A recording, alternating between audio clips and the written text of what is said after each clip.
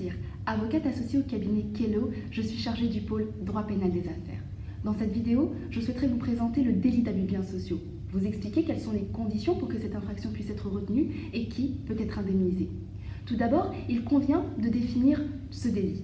L'abus de biens sociaux est défini par le Code du commerce comme le fait pour un dirigeant d'entreprise commerciale de faire de mauvaise foi un usage des biens ou du crédit de la société qu'il sait contraire à l'intérêt de celle-ci à des fins personnelles ou pour favoriser une autre société ou entreprise dans laquelle il est intéressé directement ou indirectement. Seul un dirigeant d'entreprise commerciale tel qu'une SARL, une SA ou une SAS est ainsi susceptible de commettre un abus de biens sociaux. Les salariés d'une société ne peuvent donc être poursuivis pour abus de biens sociaux, de même que l'infraction ne peut être commise par un dirigeant d'association, laquelle n'est pas une société commerciale. Ces détournements effectués par un associé, par un salarié ou par une association sont en revanche susceptibles d'être qualifiés d'abus de confiance, qui est une infraction donc voisine à l'abus de biens sociaux. La qualification d'abus de biens sociaux est retenue si trois conditions sont remplies. La première est l'acte d'usage, effectivement, puisque l'élément fondamental de tout abus de biens sociaux, selon lequel l'infraction ne peut exister, est ainsi l'usage abusif par un dirigeant d'entreprise des biens ou du crédit de la société qu'il dirige à des fins personnelles. L'usage abusif peut prendre donc la forme d'une appropriation pure et simple, tel que par exemple le cas du dirigeant qui dispose à titre personnel de fonds appartenant à une société, que ce soit donc de manière dissimulée ou bien officielle. Et de manière donc assez générale, l'usage abusif des biens ou du crédit de la société est celui qui porte atteinte à son patrimoine. La deuxième condition est un usage qui est contraire à l'intérêt social. On s'attache ici donc à un caractère qui est normal ou anormal de l'acte en se référant à l'objet ainsi qu'au statut de la société.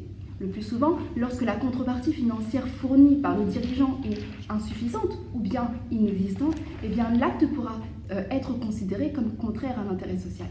Il en est de même lorsque le dirigeant, par son acte, expose de façon anormale la société à des sanctions pénales ou bien fiscales et porte atteinte à son crédit ou à sa réputation. La troisième condition est un usage effectué dans un but personnel. Le dirigeant doit avoir recherché à tirer un avantage de l'opération. Cet intérêt personnel peut prendre donc une forme qui est matérielle, telle que par exemple le paiement d'une amende personnelle ou bien le paiement de vacances par la société, mais également morale, telle que la recherche de prestige et de la notoriété. En ce qui concerne donc la prescription, le délit se prescrit au bout de 6 ans à partir du moment où l'infraction a été commise. Alors, il existe une exception concernant donc les délits financiers et économiques, et notamment l'abus de biens sociaux. L'action publique ne peut plus être engagée au bout de 12 ans à compter du jour où l'infraction a été commise. Quant aux sanctions, l'abus de biens sociaux est puni d'une peine qui est plus ou moins sévère, 5 ans d'emprisonnement et peut aller jusqu'à 375 000 € d'amende. Quant à la question qui peut être indemnisé en cas d'abus de biens sociaux, l'unique victime du délit d'abus de biens sociaux est la société dont les biens ont été détournés. À ce titre, d'ailleurs, celle-ci peut donc se constituer partie civile par l'intermédiaire de son représentant légal et être indemnisée pour son préjudice moral et matériel. Lorsque le représentant social est l'auteur du détournement lui-même, les associés peuvent directement se constituer partie civile pour le compte de la société par le mécanisme de l'action ut singuli. Et ainsi, donc, les éventuels dommages et intérêts seront, dans ce cas, versés directement à la société victime de l'abus de biens sociaux.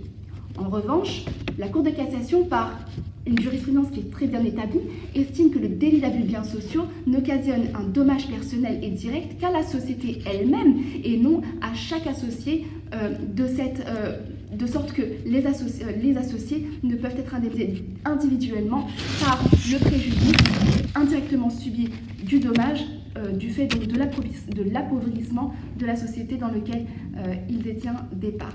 Celle-ci d'ailleurs fera l'objet d'une prochaine vidéo.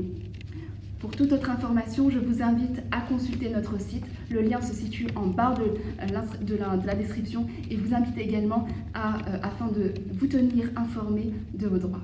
Je vous remercie.